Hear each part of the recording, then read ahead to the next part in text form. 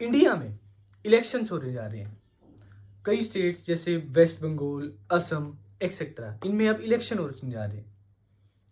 But क्या आपको पता है कि इंडिया एक वर्ल्ड की सबसे लार्जेस्ट डेमोक्रेसी में इलेक्शन करवाता कौन है? हाँ, आपने सही सोचा, election commission of India. But ये इलेक्शन कमीशन ऑफ इंडिया है क्या? ये कहां से आई और इसके क्या पावर है और ये क्या करती है? Let's decode this. Election commission of India एक परमानेंट और इंडिपेंडेंट बॉडी है। इसे पावर हमारे इंडियन कॉन्स्टिट्यूशन के आर्टिकल 328 से मिलती है।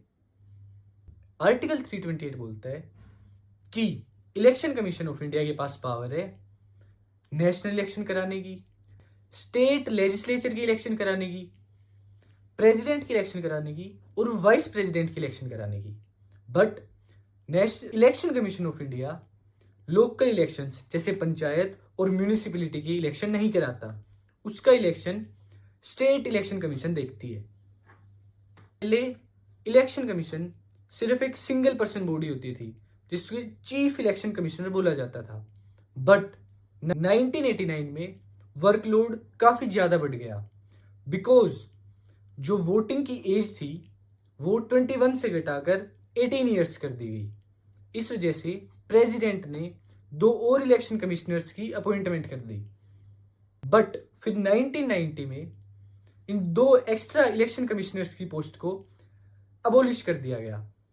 बट अगेन इन 1993 फिर से इन दोनों इलेक्शन कमिश्नर की पोस्ट को फिर से रिवाइव किया गया और तब से अब तक इलेक्शन कमीशन एक 1+2 3 मेंबर्स की बॉडी है।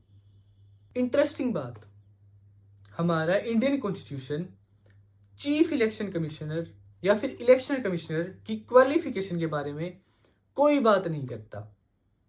इंपॉर्टेंट थिंग, इलेक्शन कमिश्नर का टेन्योर 6 ईयर्स या फिर 65 ईयर्स ऑफ एज, इनमें से जो पहले हो जाए उसी के हिसाब से होता है।